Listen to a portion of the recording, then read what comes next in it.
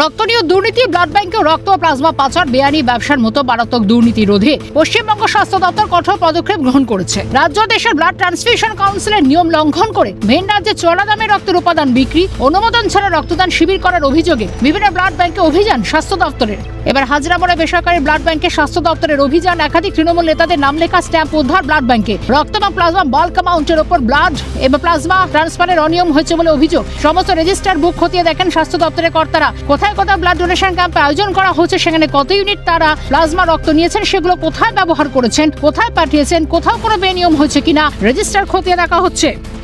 বেসরকারি সংস্থা হাজরা মোড়ে যে ব্লাড ব্যাংক, তাদের যারা আধিকারিকরা রয়েছেন, তাদের যারা টেকনিশিয়ানরা রয়েছেন, তাদের সঙ্গে কথা বলছেন। তারা সমস্ত ডকুমেন্ট, তারা সমস্ত রেজিস্টার, রিকুইজিশন ফর্ম, সমস্ত কিছু তারা খতিয়ে দেখেছেন এবং এই ব্লাড ব্যাংকের একাধিক যে কাগজপত্র, তাদের ফায়ার লাইসেন্স থেকে আরম্ভ করে যা যা বৈধ কাগজপত্র থাকে একটা ব্লাড ব্যাংকের, একটা ব্লাড ব্যাংক চালাতে গেলে, সেই সমস্ত কিছু খতিয়ে দেখছেন। তার পাশাপাশি যে ছবিটা দেখাবো, যেটা নিয়ে প্রশ্ন উঠছে, পাশাপাশি একাধিক তৃণমূল নেতা নাম লেখা উদ্ধার। আবার স্ট্যাম্প দেখা গেল। রয়েছে সুজিত বসু, তাপস চট্টোপাধ্যায়, শঙ্কর কুমার রাউত, কুমার সাহা, আশুতোষ কলেজ, একই নামের রাবার স্ট্যাম্প। শুধু তাই নয়, তাদের নামের নিচে লেখা রয়েছে ফ্রি।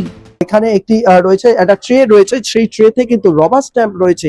এটা নিয়েই প্রশ্ন উঠছে যে কেন এই রবার স্ট্যাম্প, কি করছে এই ব্লাড ব্যাংকের ভেতর এই রবার স্ট্যাম্প। এবং সেখানে কিন্তু একাধিক নেতৃত্ব রয়েছে, সেই নেতৃত্ব, যে তৃণমূল যারা নেতৃত্ব রয়েছে, তাদের নাম লেখা কিন্তু এখানে এই রবার স্ট্যাম্প গুলি রয়েছে। শঙ্কর রাউত রয়েছে, কুমার সাহা রয়েছে, আশুতোষ কলেজ রয়েছে, এই এবং সেখানকার তাপস চ্যাটার্জি, অর্থাৎ যিনি রাজারহাট নিউ টাউনের, যিনি আগে পূর্বতন বিধায়ক ছিলেন, সুজিত বোস যিনি বিধাননগরের বিধায়ক ছিলেন, শঙ্কর রাউত তিনি কিন্তু বরানগরের একটি খুবই পরিচিত তৃণমূলের যুব নেতা হিসেবে ছিলেন। তাদের এখানে কিন্তু রবার স্ট্যাম্প রয়েছে। এবং যেটা অভিযোগ আসছে যে থ্যালাসেমিয়া রোগী থেকে আরম্ভ করে তারা যারা রক্ত নিতে আসছে, তাদের থেকে পয়সা নেওয়া হতো, এরকম একাধিক অভিযোগ রয়েছে। সেই অভিযোগের ভিত্তিতেই আজকে কিন্তু এই ব্লাড ব্যাংক, সেখানে কিন্তু তল্লাশি এখানে চলছে।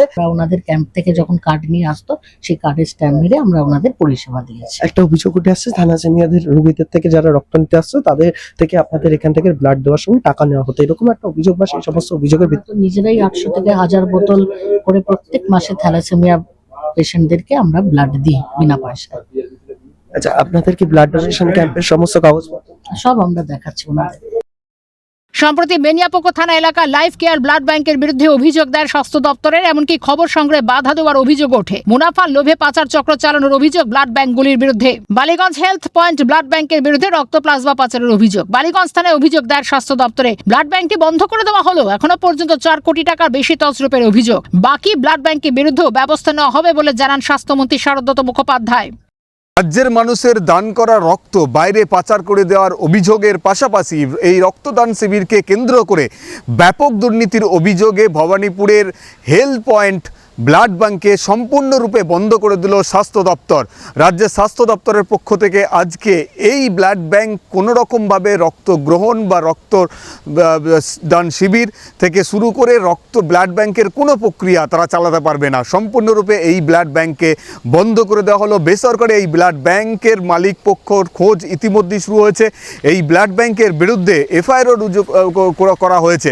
ফলে পুরো ঘটনার তদন্তে নেমে একমাত্র ব্লাড ব্যাংক, যাকে কিন্তু এই মুহূর্তে সম্পূর্ণরূপে বন্ধ করে দেওয়া হয়েছে।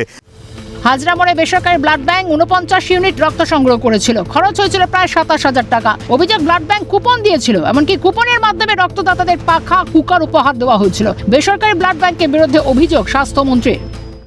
ভালো, প্রথম জিনিস হচ্ছে 49টি ইউনিট রক্ত যেখান থেকে গ্রহণ করেছিল এই ব্লাড ব্যাংক, যেখানে বেসরকারি প্রতিষ্ঠান, যেখানে এখন চলছে, এই রেটটি কিন্তু এখনও চলছে, সেখানে 26,950 খরচা হয়েছে, যেটা অত্যাধিক। খবরে পাওয়া গেছে, মৌখিক এখনও কিন্তু কনফার্ম করতে পারিনি, যেখানে কুপন সিস্টেম দেওয়া হয়েছিল ব্লাড ব্যাংকের তরফ থেকে যারা রক্তদান করেছে, এবং সেই কুপন সিস্টেমের প্রেসার কুকার, পেডেস্টাল ফ্যান ইত্যাদি কুপনের মাধ্যমে যারা রক্তদান করেছিল গিফট হিসেবে দেওয়া হয়েছিল।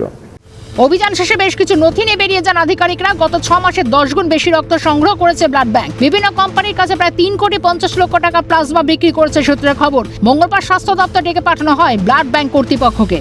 তারা 2 ঘন্টা এই মুহূর্তে দাঁড়িয়ে এই যে ব্লাড ব্যাংক বালিগঞ্জের এই বেসরকারি ব্লাড ব্যাংকে কিন্তু স্বাস্থ্য ভবনের কর্তারা এসেছিলেন। তারা কিন্তু যে অ্যামাউন্ট সেই ব্লাডের যে কোথায় ব্লাড ট্রান্সফার করা হয়েছে, কোথা থেকে তারা ব্লাড ডোনেশন ক্যাম্প করেছেন, সেই ব্লাড নিয়ে তারা কোথায় কিভাবে সেটা ট্রান্সফিউশন করেছেন, সেই জায়গা থেকে দাঁড়িয়ে রাজ্য ব্লাড ট্রান্সফিউশন কাউন্সিল তারা কিন্তু এসেছিলেন। তারা এখানে দীর্ঘক্ষণ জিজ্ঞাসাবাদ চালালেন এবং বেশ কিছু নথি তারা কিন্তু নিয়ে গেলেন এবং তার পাশাপাশি কিন্তু দেখা গেল তারা এও বলছেন যে আরো বেশ কিছু নথি এদেরকে ইতিমধ্যেই কিন্তু তারা এখানে পাননি, সেই সমস্ত নথি তারা চেয়ে পাঠিয়েছেন।